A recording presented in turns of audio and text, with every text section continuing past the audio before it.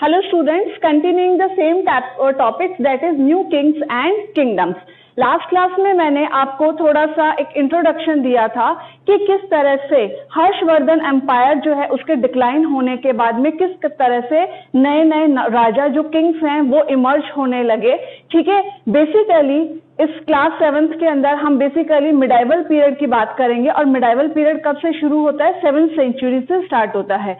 हम बेसिकली इस चैप्टर के अंदर जो है 750 से लेकर 1000 ईयर और 1000 ईयर से लेकर 1200 ईयर्स के बीच में जो पॉलिटिकल चेंजेस हुए हैं, जो बदलाव आए हैं, उसके बारे में हमें यहाँ पर पढ़ना है। Now the first topic of this chapter is the emergence of new dynasties. कैसे कैसे न्यू डायनेस्टीज का इमर्जेंस हुआ। New dynasties emerge after the 7th century. 7th century के बाद अलग अलग डायनेस्टीज इमर्ज हुई। उससे पहले अगर पूरे नॉर्थ के अंदर देखा जाए तो बेसिकली नॉर्थ के अंदर सिर्फ हर्षवर्धन एम्पायर, जो कि काफी एक अच्छे रूलर, स्ट्रॉन्ग रूलर हुआ करते थे, उनका एम्पायर था। हर्षवर्धन के डिक्लाइन के बाद में बहुत सारी जो डायनेस्टीज हैं वो इमर्ज हुई, बहुत सारे किंग्स इमर्ज हुए। ठीक है, और ये किंग्स हमेशा आपस में क्या करते रहते थे? लड़ते रहते थे। तो जिसकी वजह से अगर लड़ते रहते हैं तो कभी कोई किंग जीतेगा, कोई हारेगा। तो टाइम के साथ जैसे जैसे वो लड़ते गए, it will lead to the emergence of new kings and kingdoms. नए नए किंग्स और किंगडम्स का इमर्ज होता गया, क्योंकि लड़ेंगे तो ऑब्वियस है अपनी टेरिटरी को एक्सपेंड करेंगे, किसी को हराएंगे या कोई हारेगा। ठीक है, तो इस तरह से क्या हुआ? नए नए राजा उभरने लगे। ठीक है, नाउ जैसे कि मैंने आपको प्रीवियस क्लास में बताया था, ये वाला जो आप ब्लैक लाइन जो आप देख रहे हैं, ये किसका रीजन था? हर्षवर्धन के बाद में गुर्जर प्रतिहाराज।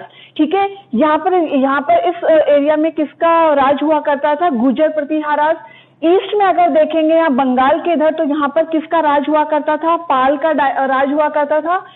इस तरफ देखेंगे हम डेक्कन एरिया के अंदर, तो किसका राज हुआ करता था? राष्ट्रकूटास का। और इधर किसका राज हुआ करता था? चोलास का। साउथ में अगर देखें तो चोलास का। लेकिन 750 से पहले का भी टाइम पीरियड मैंने बताया था, जब यहाँ पर कौन राज कर रहे थे? हर्षवर्धन कर रहे थे। यहाँ पर कौन कर रहे थे? चालुक्यास कर रहे थे। चालुक्यास को हटाकर ही कौन आए? यहाँ पर राष्ट्रकूटास आए। और चोलास से पहले यहाँ पर कौन राज कर रहा था? पल्लव राज कर रहे थे। पल्लव को हटाकर यहाँ पर कौन आए? चोलास आए। ठीक है, ये सब मैं आपको इंट्रोडक्शन में ये सारा मैं एक बार बता चुकी हूँ। ठीक है, एक बार याद नहीं है तो वापस से उस वीडियो को देखकर एक बार रिवाइंड करिए। ठीक है, now by 7th century, big landlords or warrior chiefs in different regions of the subcontinent. ठीक है, 7th century में देखा गया बहुत सारे बड़े बड़े जमींदार या जो वॉरियर चीफ जो थे, they emerge in different areas of the continent. ये भी मैं पिछली क्लास में आपको समझा चुकी हूँ कि देखिए, गुप्ता पीरियड जो टाइम था, गुप्ता पीरियड का मतलब जब एंड आ रहा था, उस टाइम पे देखा गया कि गुप्ता जो डायनेस्टी, जो किंग्स जो थे वो थोड़े वीक हो चुके थे। ठीक है, उनके पास अपने जो ऑफिशियल्स थे, जो आर्मी मैन थे, ठीक है, या जो लोकल रूलर्स थे, उनको देने के लिए सैलरी नहीं थी। तो उन्होंने क्या किया? मतलब सैलरी गोल्ड कॉइन्स के फॉर्म में देने के लिए उनके पास सैलरी नहीं थी। तो व्हाट डिड दे डू? उन्होंने क्या किया? They started giving land, big land pieces to them. उन्होंने उनको क्या देना शुरू कर दिया? बड़े बड़े लैंड के टुकड़े देने शुरू कर दिए। ठीक है, राजा जो हुआ करते थे, मैं 750 से पहले की बात कर रही हूँ, ये जो टाइम पीरियड है 750 में, मतलब पोस्ट गुप्ता पीरियड, ये समझ लीजिए। ये गुप्ता पीरियड के जब डिक्लाइन होना उनका शुरू हो गया था, तब उस टाइम पीरियड से समझ लीजिए कि उस टाइम पर राजा गुप्ता डायनेस्टी के पास इतना पैसा नहीं था, मतलब गोल्ड कॉइन्स नहीं थे कि वो लोगों को सैलरी के फॉर्म में दे सके। तो क्या हुआ? उन्होंने क्या करना शुरू कर दिया? जमीन के टुकड़े उनको देना शुरू कर दिया। जैसे कि फॉर एग्जांपल मान लीजिए यहाँ पे एक राजा है, राजा के पास देने के लिए कुछ नहीं है। उसने कहा कि ठीक है, ये एरिया है, ये एरिया तुम्हारा, एक ऑफिशियल को दे दिया कि ये एरिया तुम रखो, गुजरात वाला एरिया तुम रखो, यहाँ से लैंड रेवेन्यू कलेक्ट करके मेरे को दे देना। एक को यहाँ पर रख दिया, ठीक है, कि यहाँ पे तुम इस लैंड के टुकड़े को रखो, इतने इतने लैंड के टुकड़े को, और ये तुम्हारा हुआ। ठीक है, और इसमें से रेवेन्यू कलेक्ट करके कुछ मुझे दे देना, थोड़ा बहुत तुम रख लेना। इसी तरह से यहाँ पर भी। तो आप देखेंगे कि किस तरह से ये जो जब इन लोगों की जब पावर और वेल्थ धीरे धीरे ज्यादा होने लगेगी, तब इन्होंने क्या करना शुरू कर दिया, उन्होंने अपने आप को इंडिपेंडेंट कर लिया। उन्होंने इस राजा से कहा कि अब हमें राजा की जरूरत नहीं है, हम तो खुद इतने वेल्दी, इतने पावरफुल हो चुके हैं कि अब हमें राजा की जरूरत नहीं है। और दे असर्ट देयर इंडिपेंडेंस, उन्होंने अपनी पावर दिखानी शुरू कर दी और अपने आप को अलग अलग से सेपरेट और इंडिपेंडेंट किंगडम स्टैब्लिश कर लिए। तो आप क्या देखेंगे कि यहाँ पर राजा जो है वो क्या हो गया, वीक पड़ गया है। और ये धीरे धीरे ये छोटी छोटी डायनेस्टीज क्या हो गई है, उभर कर आ गए हैं, मतलब नए राजा यहाँ पर इन एरियाज के अंदर नए किंग्स बन गए हैं। ठीक है, गॉट इट। तो वही बात है कि यहाँ पर ये शुरुआत कैसे हुई। तो बेसिकली हम ये कह सकते हैं कि जब इनको लैंड पीस देने शुरू करे, और जिनको लैंड पीस दिए जाते थे, बड़े बड़े लैंड के टुकड़े दिए जाते थे, इवन ब्राह्मण्स को भी दिए जाते थे। ऐसा नहीं है कि ब्राह्मण्स को नहीं दिया जाता था, इवन ब्राह्मण्स को भी दिया जाता था। ठीक है, ये जो इनको लैंड के बड़े बड़े पीसेस दिए जाते थे, इनको क्या बोला जाता था, लैंड लॉर्ड्स या फ्यूडल लॉर्ड्स या फिर सामंत बोला जाता था। क्या बोला जाता था, सामंत या फिर फ्यूडल लॉर्ड्स। और यहीं से इंडिया के अंदर फ्यूडलिज्म की शुरुआत हुई। ठीक है, now king acknowledge them subordinates और सामंत। किंग उनको क्या मानता था, अपना सबॉर्डिनेट। सबॉर्डिनेट मतलब ये जो रहेंगे, जो मैंने अभी आपको ड्रॉ करके बताए थे, ये जैसे 3 लैंडलॉर्ड्स है या फ्यूडल लॉर्ड्स है या 3 सामंत है, वो राजा के नीचे रहकर काम करेंगे। ठीक है, और राजा उनको क्या बोलता था, सामंत बोला करते थे। They were expected to bring gifts for their kings and provided them military support। और जब भी ये फ्यूडल लॉर्ड्स क्या करते थे, राजा को क्या सपोर्ट, क्या प्रोवाइड करते थे, मिलिट्री सपोर्ट प्रोवाइड करते थे। आपको पता है पहले राजा अपनी इस टाइम पर आते थे, राजा की खुद की स्टैंडिंग मिलिट्री नहीं होती थी, वो अपने फ्यूडल लॉर्ड्स जो होते थे उनसे मिलिट्री को लेता था। जब भी राजा को मिलिट्री की जरूरत होती थी तो कौन प्रोवाइड करते थे, ये जो फ्यूडल लॉर्ड्स होते थे, ये सामंत जो होते थे, ये राजा को क्या प्रोवाइड करते थे, मिलिट्री प्रोवाइड करते थे। साथ ही साथ ये राजा के लिए गिफ्ट्स वगैरह, ये सब जो इंपॉर्टेंट ऑफिशियल्स वगैरह होते थे, उन लोगों के लिए क्या लेकर जाते थे, गिफ्ट्स वगैरह लेकर जाते थे। ठीक है, as they gained power and wealth, जैसे जैसे उनको जो एरिया इनको दिया गया था, जो लैंड पीस इनको दिया गया था, लैंड पीस कोई 1 एकड़ 2 एकड़ नहीं, बहुत बड़े बड़े लैंड के एरियाज दिए जाते थे। ठीक है, जैसे जैसे इनकी पावर बढ़ी, वेल्थ बढ़ी, they declare themselves to be as Mahasamanta. उन्होंने अपने आप को क्या डिक्लेयर करना शुरू कर दिया, महासामंत। ठीक है, सामंत से भी बड़ा महासामंत उन्होंने अपने आप को डिक्लेयर करना शुरू कर दिया। मतलब they started giving themselves as sort of titles, मतलब राजा ही उनको टाइटल्स देता था बेसिकली। ठीक है, एंड महामंडलेश्वर मतलब ग्रेट लॉर्ड ऑफ और रीजन, जो उस रीजन का जो सबसे बड़ा मतलब ग्रेट लॉर्ड है, एक तरह से राजा है। तो इस तरह से ये जो सामंत होते थे, ये अपने आप को भी कह सकते हो, या फिर राजा भी उनको ये टाइटल्स प्रोवाइड करता था, जैसे महासामंत, महामंडलेश्वर। तो ये टाइटल्स किसके लिए यूज करे जाते थे, सामंत लोगों के लिए यूज करते थे। They asserted their independence from their overlords. जैसे जैसे उनकी पावर बढ़ी, पावर बढ़ते ही उन्होंने अपनी ताकत दिखानी शुरू कर दी, एंड उन्होंने अपने आप को क्या कर लिया, जो मेन किंगडम था, जो मेन राजा था, उससे अपने आप को अलग करके और इंडिपेंडेंट घोषित कर दिया। तो हमने क्या देखा कि किस तरह से नई, अब जो मेन राजा था, जो मेन किंग था, मान लीजिए ये किंग है और ये सब इसके क्या है, ये सामंत है, ये भी इसका सामंत है, ये भी इसका सामंत है और ये भी इसका सामंत है। ठीक है, इन्होंने किंग को तो हटा दिया और रीजनल अपनी किंगडम्स जो है अलग अलग एरिया में स्टैब्लिश कर लिए। तो आप देखोगे किस तरह से नए नए राजा उभर कर यहाँ पर आए। हालांकि ये जो सामंत जो थे, जो बाद में किंग्स बन गए, ये भी आपस में हर टाइम लड़ते रहते थे। आप देखो मिडाइवल पीरियड में हर टाइम राजा लोग जो है आपस में लड़ते रहते थे, जिस वजह से इंडिया जो है इतना वीक पड़ गया था कि उसी टाइम पर फॉरेन इन्वेजन्स होने शुरू हो गए थे। ठीक है ना, अब देखिए राष्ट्रकूटास का हम देखते हैं कि किस तरह से जो सामंत जो थे वही क्या करते हैं, अपने ओवरलॉर्ड्स को क्या कर देते हैं, ओवरथ्रू कर देते हैं, उनको हटा देते हैं और उनकी जगह खुद उनकी जगह पर बैठ जाते हैं। जैसे कि इसका एग्जाम्पल, जो फेमस एग्जाम्पल है वो किसका है, राष्ट्रकूटास का। आपको याद होगा राष्ट्रकूटास से पहले यहाँ पर कौन रूल कर रहा था, राष्ट्रकूटास से पहले यहाँ पर रूल कर रहे थे चालुक्यास। ठीक है, चालुक्यास रूल करा करते थे। चालुक्यास के ही सामंत थे। कौन थे? राष्ट्रकूटास। राष्ट्रकूटास किसके सामंत थे? चालुक्यास के। मतलब मेन राजा कौन है? चालुक्यास हैं, मतलब डायनेस्टी है, ठीक है। और राष्ट्रकूटास जो थे वो इनके क्या हुआ करते थे? सामंत हुआ करते थे। लेकिन धीरे धीरे उनकी पावर और वेल्थ बढ़ी और धीरे धीरे उन्होंने क्या करा? चालुक्यास को हटाकर and they establish there kingdom, ठीक है, इन द कर्नाटका। ये जो डेक्कन वाला एरिया, कर्नाटका वाला एरिया है, यहाँ पर इन्होंने खुद का अपना किंगडम स्टैब्लिश कर दिया। लेकिन प्रॉब्लम एक ये थी कि ट्रेडिशनली ये होता था कि जो किंग्स होते थे या जो योद्धा होते थे, वॉरियर्स जो होते थे, बेसिकली वो क्षत्रिय होते थे, क्षत्रिय कास्ट से वो बिलोंग करते थे, ठीक है। तो लोग जो है, जो ऑलरेडी क्षत्रिय फैमिली से जो होते थे, उनको रूलर्स इजीली एक्सेप्ट कर लेती थी। मान लीजिए आज मैं राजा हूं तो ऑब्वियसली मेरे बेटे को प्रजा जो है वो easily as a ruler accept कर लेगी। लेकिन कोई दूसरा कोई रूलर आता है, ठीक है, उसने यहाँ से मेरे एरिया में लड़ाई लड़ी, मेरे को हरा दिया and he became the king. लेकिन उसको एज अ, क्योंकि वो क्षत्रिय फैमिली से बिलोंग, क्षत्रिय कास्ट से बिलोंग नहीं करता, तो सोसाइटी उसको राजा एक्सेप्ट करने से मना करती थी। तो इसका भी एक सॉल्यूशन था कि जो भी कोई ऐसा कोई पर्सन है जो कि क्षत्रिय कास्ट से बिलोंग नहीं करता है and he want to become a king, then उसको एक कुछ रिचुअल्स परफॉर्म करने होते थे जिसका नाम क्या है? Hiranyagarbha. I have written here, where it is. देखिए, Rashtrakutas in the Deccan subordinates of the Chalukyas. Chalukyas के सबऑर्डिनेट थे, मतलब सामंत थे of the Chalukyas of Karnataka in the mid 8th century. लेकिन मिड 8th सेंचुरी के अंदर राष्ट्रकूटास ने क्या किया? चालुक्यास को हटा दिया। और किसने हटाया? कौन थे राजा?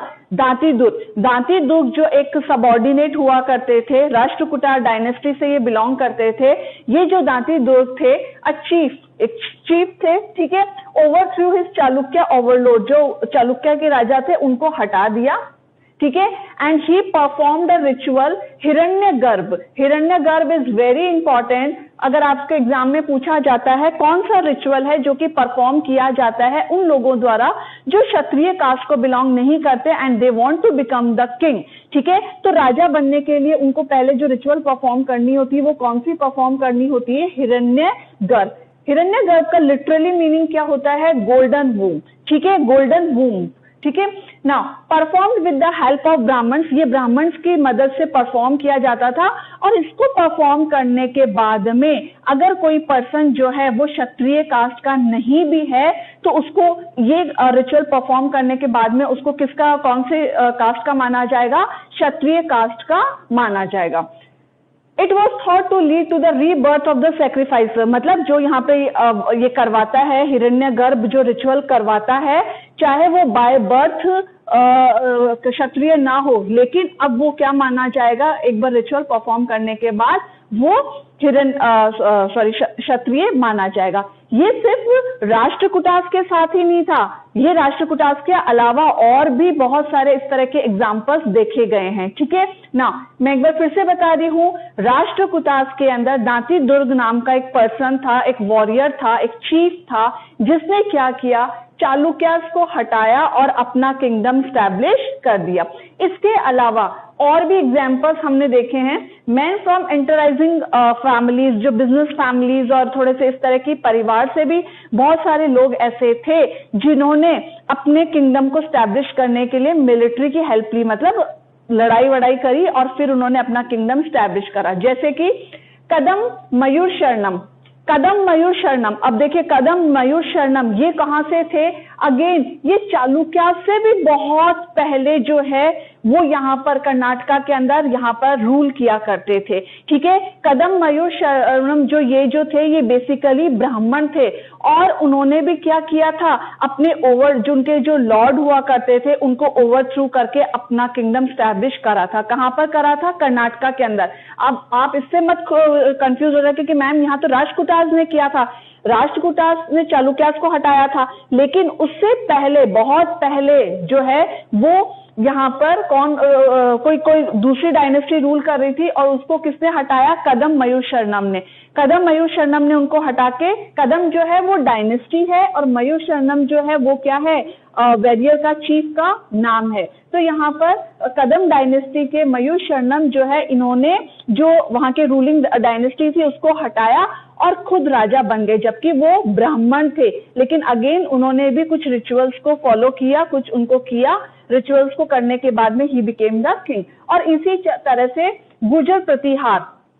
गुर्जर प्रतिहार जो कि हम यहाँ पर देखते हैं, जो हर्षवर्धन के डिक्लाइन के बाद में यहाँ पर इमर्ज हुए, ठीक है, ही वॉज ऑल्सो अ ब्राह्मण। इसमें इसके जो गुर्जर प्रतिहारा जो किंगडम डायनेस्टी थे उसके राजा कौन थे?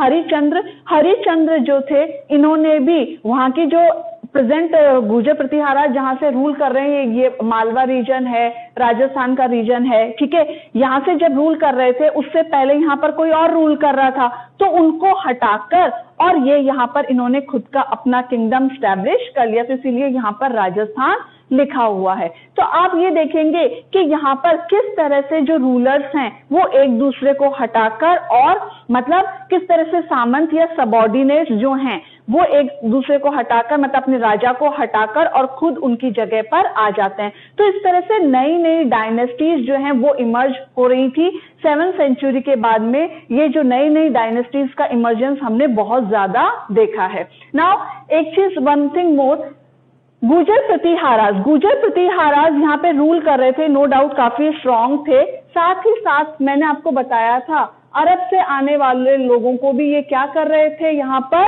रोक रहे थे। लेकिन बाद में 10th सेंचुरी के बाद में यहाँ पर इनके ऊपर अटैक होता है, ठीक है, गुर्जर प्रतिहाराज काफी वीक पड़ जाते हैं और गुर्जर प्रतिहाराज के वीक पड़ने के बाद में यहाँ पर और बहुत सारी रीजनल डायनेस्टीज इमर्ज होती हैं नॉर्थ के अंदर, जैसे कि सोलंकीज आ जाते हैं गुजरात के अंदर, ठीक है, चंदेलाज आ जाते हैं बुंदेलखंड के अंदर, परमार्स आ जाते हैं मालवा के अंदर, इधर अजमेर और दिल्ली के अंदर कौन आ जाते हैं? चौहान या चाहमान, ठीक है, चाहमान भी बोलते थे और उनको चौहान भी बोला जाता था, जैसे आपने पृथ्वीराज चौहान का नाम सुना होगा, ठीक है। तो वो रूल करने लगे। वेस्टर्न उत्तर प्रदेश से गहेड़वाल्स रूल करने लगे। तो इस तरह से बहुत सारी छोटी छोटी रीजनल डायनेस्टीज यहाँ पर इमर्ज हुई, ठीक है।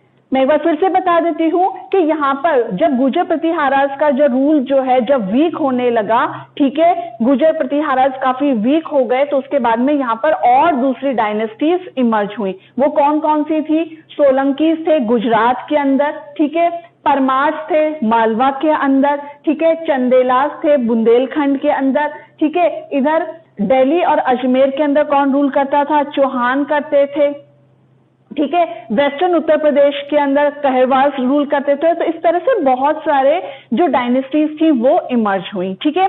अब नेक्स्ट देखते हैं एडमिनिस्ट्रेशन इन द किंग के अंदर, एडमिनिस्ट्रेशन के अंदर many of these Kings adopted high sounding titles. ये जो नए नए डायनेस्टीज उभर के आ रहे थे, जो किंग्स उभर के आ रहे थे, वो बड़े बड़े अपने लिए टाइटल्स यूज करते थे, जैसे महाराजा अधिराज। महाराजा अधिराज का मतलब ग्रेट लॉर्ड, सबसे बड़ा राजा, ठीक है। त्रिभुवन चक्रवर्ती, या तो महाराजा अधिराज या त्रिभुवन चक्रवर्ती means lords of 3 worlds. 3 worlds कौन सा? स्वर्ग लोक, पाताल लोक और धरती लोक, इन सबके राजा। हम ये इस तरह के वो टाइटल्स यूज करते थे, ठीक है। रिसोर्सेज, ठीक है, रिसोर्सेज, अब भाई अपने किंगडम को चलाने के लिए रिसोर्सेज भी तो चाहिए। ये रिसोर्सेज इनको कहाँ से मिलते थे? Generally they were obtain from the producers से ऑब्टेन किया जाता था, जैसे पीजेंट्स हैं, कैटल कीपर्स हैं, आर्टिसंस हैं, ठीक है। इन लोगों के साथ क्या किया जाता? They were often compelled to surrender part of what they produce. वो जो भी प्रोड्यूस करते थे उसका कुछ हिस्सा उनको एज अ मतलब टैक्स के फॉर्म में उनको देना पड़ता था, कुछ पार्ट उनको सरेंडर करना ही पड़ता था, ठीक है। जनरली ऐसा होता था 1/6 ऑफ द प्रोड्यूस, कि जो भी उनका प्रोड्यूस है उसका 1/6 हिस्सा जो है वो राजा को देना होता था, ठीक है। और कई बार वो मतलब जो राजा है वो ये जो ये पार्ट जो मैं बोल रही हूँ, कुछ थोड़ा सा जो पार्ट है उसको एज अ टैक्स की फॉर्म में भी उनसे वसूल करता था कि ये तो टैक्स है, ठीक है। इसके अलावा revenue was also collected from trader से रेवेन्यू कलेक्ट करा जाता था, ठीक है। The inscription of the Cholas, यहाँ पर जो साउथ के अंदर जो चोलास जो हैं, ठीक है, वहां के कुछ इंस्क्रिप्शंस मिले हैं, ठीक है। इंस्क्रिप्शन तमिलनाडु के refer to more than 400 terms for different types of taxes. उन इंस्क्रिप्शंस के अंदर 400 तरह के अलग अलग टैक्सेस के बारे में बताया गया है। तो मतलब कि चोला किंगडम के टाइम पर, जो चोलास का जब राज हुआ करता था तमिलनाडु के अंदर, तब बहुत तरह के अलग अलग तरह के टैक्सेस यहाँ पर कलेक्ट करे जाते थे। जैसे कि फ्रीक्वेंटली जो टैक्स लिया जाता था दैट इज कॉल्ड द वेटी, मतलब फ्रीक्वेंटली जो मतलब ज्यादातर लोग जो देते थे, जो टैक्स था वो कौन सा था, वेटी था। Taken in the form of force labour, it was not taken in the cash form में नहीं, फोर्स लेबर की फॉर्म में काम लिया जाता था। मतलब आपको फ्री में राजा के लिए कुछ ना कुछ काम करना होता था, एक फिक्स्ड कर दिया जाता था कि इतने महीने के इतने दिन है, कितने दिन आपको राजा के यहाँ काम करना है, समथिंग लाइक दैट। तो ये फोर्स लेबर की फॉर्म में लिया जाता था।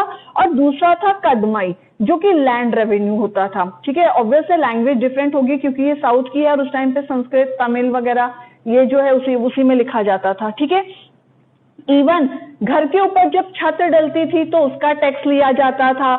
अगर आप पाम ट्री पर चढ़ रहे हो लेडर लगा के, पाम ट्री पे साउथ के अंदर आपने देखा हो कोकोनट का कल्टीवेशन बहुत ज्यादा होता है, मतलब कोकोनट पेड़ बहुत होते हैं, ठीक है। तो आप उस पर लेडर लगाकर चढ़ रहे हो तो उसके ऊपर भी टैक्स लगाया जाएगा।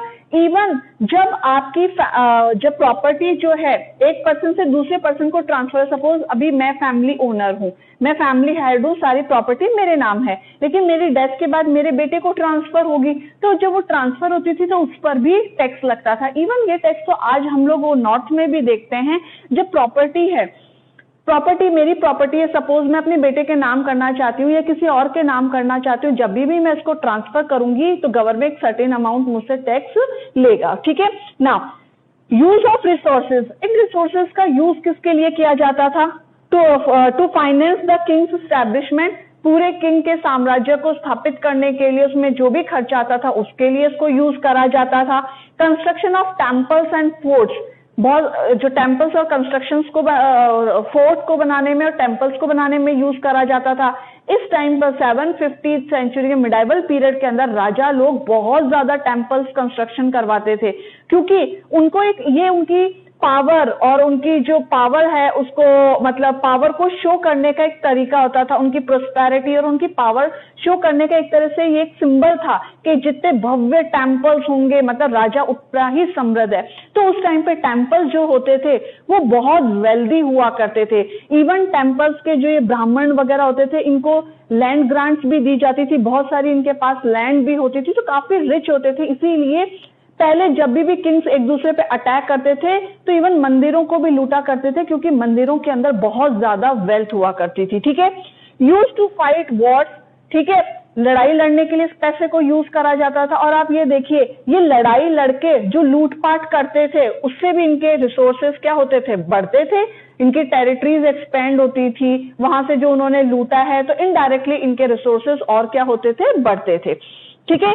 The official for collecting revenue, अब ये जो रेवेन्यू कलेक्ट करने का जो काम होता था वो जनरली किसके पास होता था, रिक्रूटेड फ्रॉम इन्फ्लुएंशियल फैमिलीज। जो इन्फ्लुएंशियल फैमिलीज होती थी, मतलब जो काफी पावरफुल फैमिलीज होती थी राज्य के अंदर, उनको ये काम दिया जाता था कि आप टैक्सेस क्या करोगे, कलेक्ट करोगे। अगर आपको क्लास 6 में याद हो मॉडर्न डायनेस्टी और उस टाइम पर, और या फिर जो चाणक्य ने जो किताब लिखी थी उसके अंदर उन्होंने लिखा था कि जो रेवेन्यू कलेक्शन का काम जो करते हैं उनको मतलब उनकी मेरिट्स के बेसिस पर उनको रिक्रूट्स करना चाहिए, मतलब कुछ एग्जाम वगैरह लेकर उनमें कितनी काबिलियत है उस बेसिस पर उनको रिक्रूट करना चाहिए, जिनको अमर्त्य बोला जाता था, अगर आपको 6th क्लास का याद हो तो, ठीक है। लेकिन अब ऐसा कुछ भी नहीं था। जनरली लैंड रेवेन्यू कलेक्शन, जो रेवेन्यू का जो कलेक्शन का काम था इन्फ्लुएंशियल फैमिलीज के थ्रू किया जाता था। और जनरली ये देखा गया है कि ये रेवेन्यू कलेक्शन का काम इंपॉर्टेंट ऑफिशियल्स जो होते थे, मतलब उनका जो सीट्स होती थी, पोस्ट होती थी, या आर्मी की जो इंपॉर्टेंट पोस्ट होती थी, वो जनरली जो किंग के जो रिलेटिव्स, क्लोज रिलेटिव्स होते थे उन्हीं के पास होती थी। ऐसा नहीं है कि उनकी मेरिट्स के बेसिस पर उनको लिया जाता था, ऐसा बिल्कुल नहीं था। Generally the officials for collecting revenue were generally recruited from influential families and positions were hereditary. मान लीजिए आज मैं इन्फ्लुएंशियल परिवार से मैं इन्फ्लुएंशियल फैमिली से बिलोंग करती हूँ, राजा ने मुझे रेवेन्यू कलेक्शन की ड्यूटी दी है। अब ये जो पोस्ट है ये हेरिडिटरी, मेरे बाद में कौन रेवेन्यू कलेक्ट करेगा? मेरा बेटा, उसके बाद कौन करेगा? उसका बेटा। तो इस तरह से ये जो पोस्ट होती थी ये हेरिडिटरी हो जाती थी। And true for army as well, इसी तरह से आर्मी के लिए भी होता था। Close relatives of the king often held these position. अक्सर ये देखा जाता था कि जो किंग्स के जो इंपॉर्टेंट उनके जो रिलेटिव्स, क्लोज रिलेटिव्स होते थे, उन्हीं के पास ये पोस्ट अक्सर हुआ करती थी। आर्मी की हाई पोस्ट और एडमिनिस्ट्रेशन में revenue, for example revenue collection, इस तरह की जो पोस्ट होती थी वो जनरली किंग्स के जो क्लोज रिलेटिव्स होते थे उन्हीं के पास होती थी। That's all for today. Thank you.